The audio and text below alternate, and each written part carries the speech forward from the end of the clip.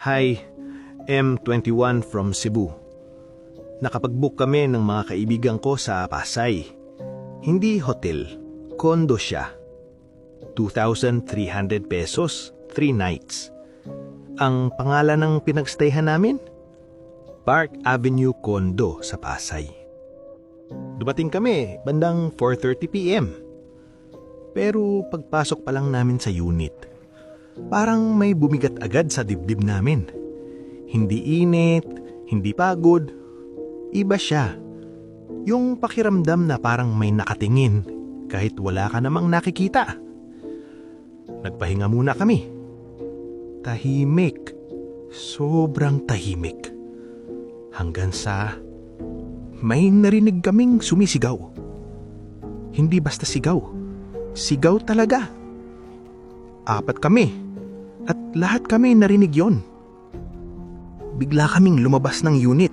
Inisip namin baka may nag-aaway sa hallway. Pero wala. Walang tao. Walang bukas na pinto. Walang ingay. Bumalik kami sa loob. Nagpa-deliver na lang ng dinner kasi pagod na kami. Habang kumakain, nagkwekwentuhan, pilit naming pinabaliwala yung kaba. Hanggang sa may dumaan na anino sa loob ng kwarto. Isang iglap lang, pero malinaw. 4 kaming napasigaw, literal. Doon namin napansin, sobrang bigat talaga ng pakiramdam ng kwarto. Pilit kaming natulog, pero bandang madaling araw, narinig na naman namin ang sigaw. Mas malinaw, mas malapit. Tulog! Pinasok ako!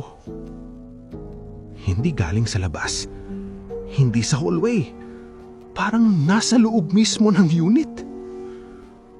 Magkatinginan kami ng mga kaibigan ko. Walang nagsasalita. Walang gustong umamin kung ano ang iniisip. Sabi ko na lang, magpatugtog na lang tayo para makatulog. Pinilit naming pumikit. Pinilit naming huwag isipin. Pero sa buong gabi niyon, walang nakatulog ng maayos. At doon namin hindi alam, mas may malala pa aming malalaman kinabukasan.